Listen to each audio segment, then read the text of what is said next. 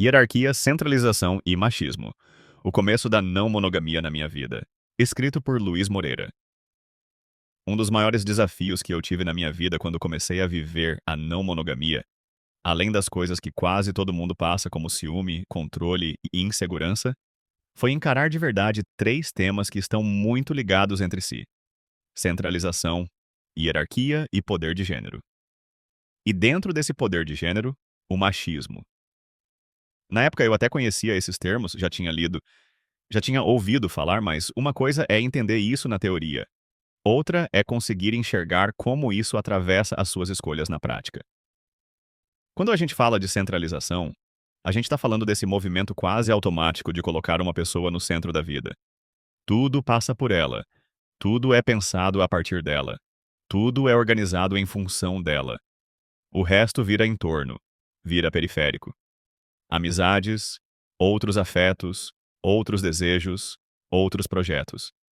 E isso é muito aprendido dentro da lógica da monogamia, mesmo quando você tenta viver algo diferente. Você muda o discurso, mas muitas vezes mantém a mesma estrutura de poder. Hierarquia entra quando, além de ter um centro, você começa a sobrepor uma relação à outra. Quando alguém fica inseguro, com medo de perder espaço, a resposta vira tentar consertar isso apagando ou diminuindo a outra relação. É quando uma relação vira prioridade absoluta e a outra passa a existir só enquanto não incomoda demais. E eu vivi isso. Eu tive pouca experiência na não monogamia no começo e acabei reproduzindo exatamente esse lugar, mesmo achando que estava fazendo algo diferente. E isso não acontece isolado. Isso passa direto pela questão de gênero, pelo machismo que estrutura as relações. Principalmente quando a gente fala de homens cis em relações com mulheres. O machismo ensina que o homem pode mentir, esconder, omitir, contornar conflitos, desde que continue recebendo afeto, cuidado, presença e compreensão. Estar por cima, no fundo, é isso. É colher os frutos emocionais das relações sem necessariamente se responsabilizar por tudo que elas exigem de diálogo, de verdade e de cuidado. Por isso eu acho que esses três temas não podem ser separados. Centralização, hierarquia e machismo andam juntos. Quando um homem cis entra na não monogamia e diz que quer fazer diferente, que quer fazer melhor, ele precisa encarar esses três pontos de frente. Porque se não encarar, o que ele faz é só criar uma nova versão de uma coisa muito antiga, uma nova forma de ter amante. Eu já ouvi uma expressão que me marcou muito: amante moderna. E ela explica exatamente isso. Quando você tem uma relação centralizada que manda em outra, quando você tem uma hierarquia que define quem importa mais e quem sempre vai ficar em segundo plano, o que você criou não é uma relação não monogâmica mais justa. É só uma estrutura onde o homem continua podendo ter tudo, e as mulheres continuam tendo que se virar com o peso emocional, com o diálogo, com a dor e com a adaptação. No meu caso, eu caí exatamente nesse lugar. Eu não tive maturidade, nem coragem suficiente, nem honestidade emocional suficiente para encarar o que eu estava fazendo. Eu deixei só a parte que me interessava. O afeto, o carinho, a sensação de ser desejado, de ser importante para mais de uma pessoa.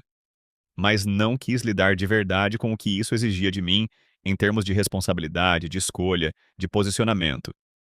E aí entra uma parte que é difícil de admitir. Muitas vezes a gente diz que está tentando proteger alguém, proteger uma relação, quando na verdade a gente está só protegendo os próprios privilégios. Eu já usei isso.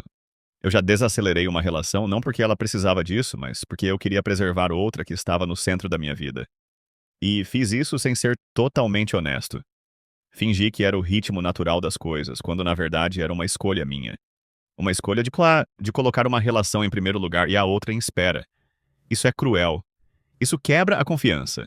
Isso destrói a possibilidade de uma relação verdadeira, porque a outra pessoa não está escolhendo com todas as cartas na mesa. Ela está reagindo a uma versão editada da realidade. E isso é uma forma de poder. É decidir o ritmo, o espaço e o lugar do outro, sem dizer isso claramente. A sociedade, inclusive, passa pano para esse tipo de coisa o tempo todo. O homem que trai é perdoado porque a carne é fraca. A mulher que não perdoa é vista como orgulhosa, difícil, como se não estivesse pensando na relação. A mulher que deseja fora da relação é julgada. É colocada num lugar de erro moral, de desvio, de egoísmo. O desejo dela quase sempre vem por último.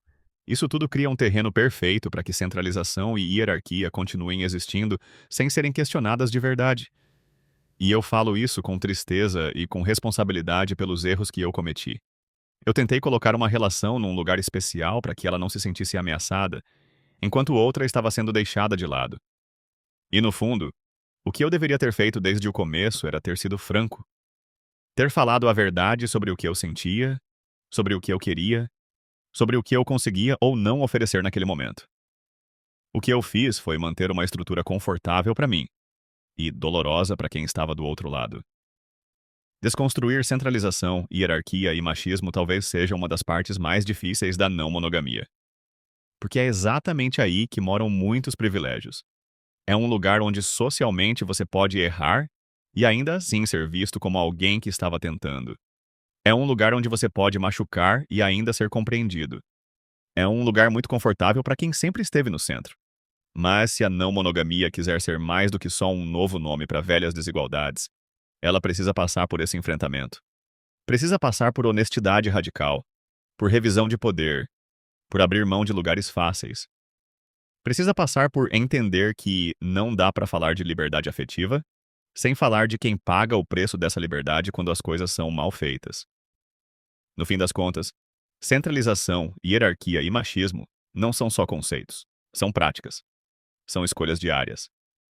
E também são responsabilidades. Ou a gente encara isso de frente, ou a gente só vai continuar reproduzindo as mesmas dores, com discursos mais bonitos e nomes mais modernos. E isso, para mim, é exatamente o contrário do que a não monogamia deveria ser.